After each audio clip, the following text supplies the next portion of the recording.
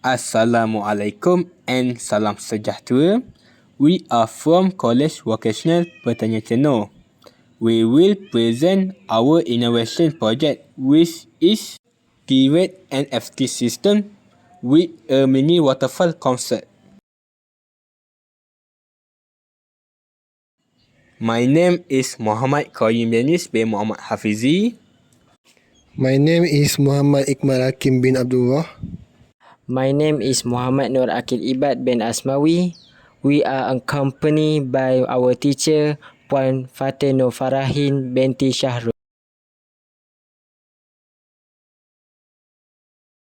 Introduction. The NFT system nutrient film technique is a hydroponic method that allows plant to grow in a nutrient solution flowing continuously over the root of the plant. This design integrates waterfall element into the tiered NFT system. With this design, the tiered NFT system not only functions efficiently but also enhances the aesthetic beauty of the surrounding area.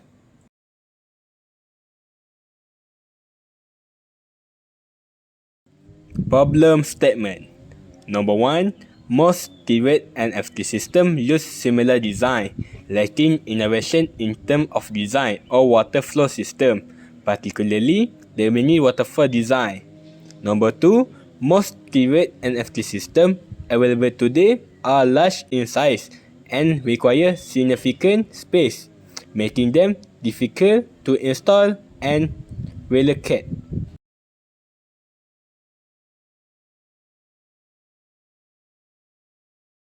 Objective: designing a tiered NFT system with a mini waterfall concept. Constructing a tiered NFT system that saves space.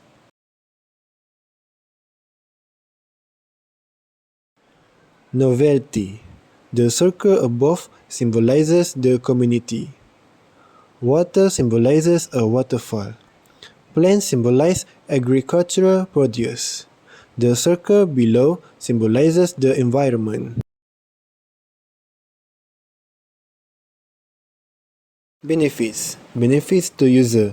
The tiered NFT system, based on the concept of mini waterfall, is a design that allows user to produce crops while simultaneously decorating their home gardens.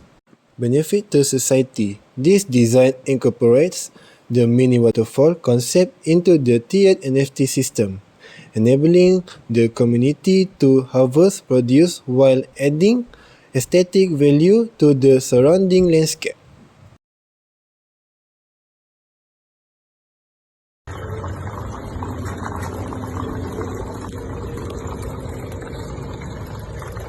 This is our tiered NFT system with a mini waterfall concept. As you can see, this is one type of plant planted using the NFT system. The mini waterfall gives the vibes of tranquility.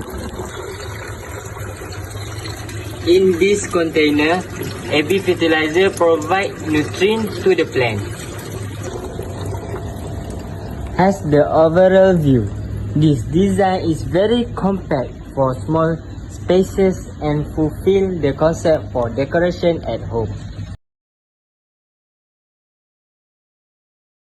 Commercial potential: suitable for leafy vegetable cultivation, compact and small size system, waterfall effect add aesthetic value to home gardens, easy and user-friendly installation, simple handling for planting and harvesting.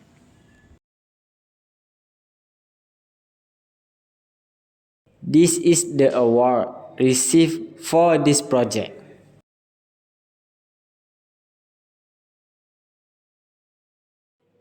Thank you.